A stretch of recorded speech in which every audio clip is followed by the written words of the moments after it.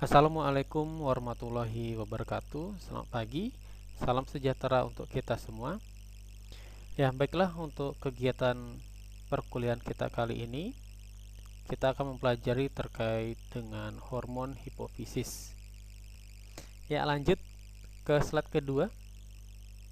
Sebagai pendahuluan, diketahui bahwa fungsi tubuh itu diatur oleh dua sistem pengatur utama. Ada sistem saraf dan juga sistem hormonal. Nah, sistem hormonal ini atau endokrin, dia sebagai pengatur dari berbagai fungsi metabolisme tubuh. Melalui apa? Melalui hormon. Sebagai kita ketahui bahwa sistem neuroendokrin yang diatur oleh kelenjar hipofisis dan hipotalamus, di mana mereka mengkoordinasi fungsi-fungsi tubuh dengan memancarkan pesan-pesan antara sel-sel dan juga jaringan-jaringan. Sistem saraf secara lokal berhubungan melalui impuls listrik dan juga neurotransmitter yang diarahkan melalui neuron ke neuron yang lainnya, atau organ target yang spesifik seperti otot ataupun kelenjar. Terkait dengan sistem saraf, ilmu saraf pada umumnya itu bekerja dalam satuan milidetik. Namun, sebaliknya, pada sistem endokrin melepaskan hormon ke dalam aliran darah yang membawa pembawa pesan kimia ini ke sel target di seluruh tubuh. Hormon mempunyai respon yang jauh lebih luas dibandingkan impuls saraf. Memerlukan waktu yang jauh lebih lama dibanding dengan impuls saraf. Beberapa detik hingga beberapa hari atau lebih lama, dan menyebabkan respon yang berlangsung sampai berminggu atau beberapa bulan. Kedua sistem pengatur ini saling berkaitan satu sama lainnya antara sistem saraf dan juga sistem hormonal. Misalnya dalam beberapa keadaan pelepasan hormon dipacu atau bahkan dihambat oleh sistem saraf. Dan beberapa hormon dapat memacu dan menghambat impuls saraf. Seperti itu ya. Jadi antara sistem saraf dan sistem hormonal itu dia saling berkaitan sebagai dua sistem pengatur utama yang ada di dalam tubuh. Itu sebagai pendahuluannya kita. Kita lanjut ke slide selanjutnya. Nah, terkait dengan sistem endokrin, yaitu sistem kelenjar endokrin ya adalah kelenjar yang tanpa saluran, mengeluarkan hormon langsung ke aliran darah yang sebelumnya sudah dijelaskan juga, di mana aliran darah kemudian membawa hormon ke organ targetnya. Fungsinya untuk apa sih? Fungsinya untuk membantu mengatur metabolisme, air dan konsentrasi elektrolit dalam sel, pertumbuhan, perkembangan dan siklus reproduksi. Nah, di sini ada beberapa, ada liver seperti itu, ada pankreas, ada tiroid, ada uterus, ovari, nah semua dan lainnya ya, organ-organ lainnya terkait dengan yang sudah disampaikan fungsi dari hormon tersebut. Dalam sistem endokrin, yaitu yang paling berpengaruh paling utama yaitu hipotalamus. Hipotalamus ini berada di bagian otak. Nah, hipotalamus selanjutnya akan mempengaruhi dari pituitary gland atau kelenjar hipofisis. Kelenjar hipofisis ini selanjutnya akan mempengaruhi ada dua, yaitu anterior dan juga posterior. Ini posisinya yang berbeda antara anterior dan juga posterior. Di mana anterior ini dia akan mempengaruhi dari beberapa hormon yaitu TSH, GH, ACTH, prolaktin, LH dan juga atau FSH seperti itu ya. Nanti akan kita bahas dari masing-masingnya. Sedangkan posterior itu akan mempengaruhi dari ADH dan oksitosin. Nah, bagian ini adalah bagian yang penting, jangan sampai lupa ya, antara anterior dan juga posterior. Untuk lebih jelasnya, kita akan bahas terkait dengan apa sih itu hormon hipofisis arterior dan hipotalamus. Juga ada lagi hormon-hormon hipofisis posterior. Nah, itu bagaimana penjelasannya, kita lihat videonya. Kita klik ya.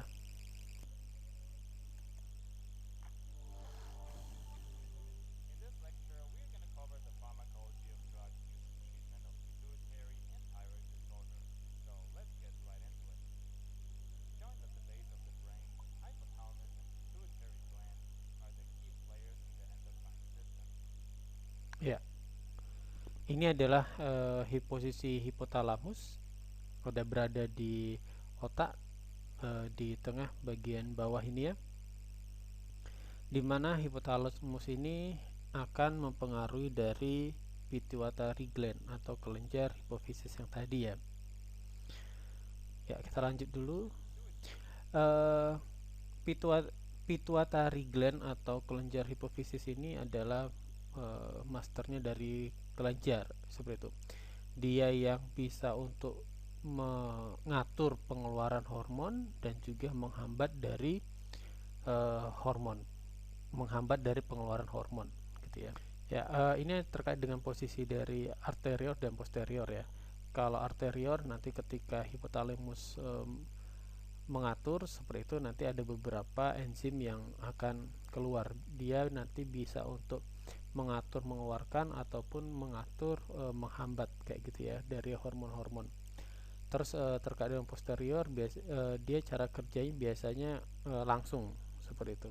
Ya, ya baiklah, kita bahas satu persatu ya. Nah, di arterior ini nanti salah satunya dia akan mengeluarkan hormon TRH. Oke. Nah, TRH ini dari kepanjangannya yaitu Thyrotropin Releasing Hormone. Itu maksudnya apa sih? Jadi di TRH ini adalah hormon yang merangsang pelepasan tirotropin gitu ya. Jadi mudah ya untuk mengingatnya. Ini adalah pelepasan hormon tirotropin seperti itu. Lanjut ya. Nah, apa yang dilepas tadi? Ini dia tirotropin. Tirotropin ini ceritanya itu adalah setelah dianya melepaskan tirotropin, berfungsi untuk merangsang pelepasan dari TSH. TSH itu adalah thyroid stimulating hormone atau hormon perangsang pelepasan tiroid seperti itu ya.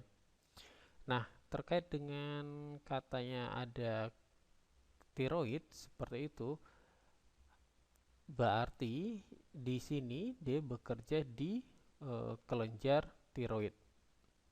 Mudah ya? Kita lanjut lagi.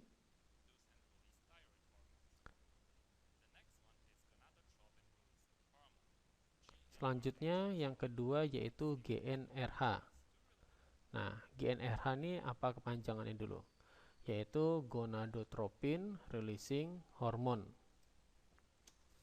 Hormon perangsang pelepasan gonadotropin. Oke, ini mudah ya. Jadi releasing ada pelepasan hormon dari gonadotropin. Pada apa? Ada ovaris dan juga testis. Maksudnya seperti apa sih? Jadi di GnRH ini berfungsi untuk merangsang pelepasan hormon perangsang pelepasan folikel atau FSH, follicle stimulating hormone, Yang satu lagi yaitu LH, lutein hormon. Istilah gonadotropin ini mengacu kepada hormon yang dapat merangsang gonan, ya. Nah, gonan itu sendiri yaitu hormon FSH dan LH yang tadi, gitu ya. Ada FSH dan ada LH. Gonan merupakan kelenjar yang menghasilkan gamet, yaitu ovarium dan testis. Kita bahas satu persatu. Terkait dengan FSH, tadi ya, FSH adalah hormon perangsang folikel, seperti itu, merupakan hormon gonadotropin. Pada wanita, itu berperan untuk merangsang pematangan folikel atau mengandung ovum dalam ovarium. Sedangkan pada laki-laki, yaitu berperan pada perangsangan proses spermatogenesis dan pematangan tubulus seminisferus. Lalu LH, hormon lutein, merupakan hormon gonadotropin juga, seperti itu ya. Pada wanita berfungsi untuk merangsang proses ovulasi dan pembentukan korpus luteum dari folikel. Sedangkan pada laki-laki, yaitu berperan dalam sintesis testosteron dari sel Leydig. Oh ya, tadi saya belum jelaskan terkait dengan TSH. Thyroid stimulating hormone. TSH ini yaitu hormon perangsang tiroid, berperan dalam perangsang sintesis dan pelepasan hormon tiroid, yaitu T4 dan juga T3 dari kelenjar tiroid, dan perangsangan proses absorpsi iodida oleh kelenjar tiroid. Pembelajaran tiroid ini nanti akan kita pelajari di pertemuan selanjutnya. Selanjutnya yang ketiga yaitu ini ya, corticotropin releasing hormone atau disingkat dengan CRH. CRH itu kalau Indonesianya berarti hormon perangsang pelepasan kortikotropin. Fungsinya apa? Merangsang pelepasan hormon adrenokortikotropin dari kelenjar hipofisis bagian dari arterior. Dengan pelepasan si CRH tadi, maka akan mempengaruhi ACTH. Apa itu ACTH? Adrenokortikotropin hormon. ACTH ini dinamakan juga kortikotropin. Hormon merangsang sintesis dan pelepasan kortikosteroid, glukokortikoid, dan mineral kortikoid, serta androgen testosteron dari korteks adrenal. Yang keempat, GHRH. Kepanjangannya dulu, Growth Hormone Releasing Hormone, atau Indonesianya adalah hormon perangsang pelepasan hormon pertumbuhan. Fungsinya untuk apa? Merangsang pelepasan hormon pertumbuhan atau somatotropin dari kelenjar hipofisis anterior. Tadi sudah disebutkan somatotropin atau disebut juga dengan GH, growth hormone. Berperannya apa? Untuk merangsang pertumbuhan dan reproduksi sel. Selanjutnya yaitu ada GHIH, growth hormone inhibit hormone. Berarti lawannya dari GHRH ya. Yang satu rilis, yang satu inhibit. Inhibit itu adalah menghambat. Sehingga somatotropin itu akan terhambat. Selanjutnya yaitu prolaktin inhibiting hormone atau hormon yang menghambat prolaktin. Contohnya apa? Dopamin. Produksi prolaktin oleh kelenjar hipofisis dihambat oleh dopamin, di mana dopamin ini akan terikat pada reseptor dopamin D2 pada laktotrop. Hal ini merupakan pengaturan dari produksi prolaktin yang nantinya lebih lanjut terkait dengan pengaturan produksi air susu. Selanjutnya, terkait dengan posterior di kelenjar hipofisis. Salah satunya adalah ADH. ADH ini adalah hormon antidiuretik. Fungsinya untuk apa? Yaitu meningkatkan permeabilitas air dalam nefron di tubulus distal dan ductus collectivus, sehingga dapat meningkatkan reabsorpsi air dan selanjutnya meningkatkan volume darah dan tekanan darah. Dalam istilah lain, hormon ini menyebabkan retensi air. Yang kedua yaitu oksitosin. Nah, oksitosin ini berkaitan dengan uterus dan juga laktasi. Oksitosin berperan dalam kontraksi dari otot polos uterus. Jadi kita berterima kasih terhadap oksitosin ini karena adanya oksitosin ini mendorong untuk ibu kita melahirkan kita. Ada beberapa di mana proses kontraksi otot polos di uterus ini kurang, sehingga diperlukan injeksi agar kontraksi otot polos uterus dapat bekerja lebih untuk proses melahirkan tadi. Jadi kita berterima kasih dengan adanya oksitosin ini. Demikian pembelajaran kita kali ini. Saya ucapkan terima kasih. Jangan lupa untuk mengerjakan tugas berupa resum dan juga kuisnya. Saya akhiri. Wabillahi taufiq wal hidayah. Wassalamualaikum warahmatullahi wabarakatuh.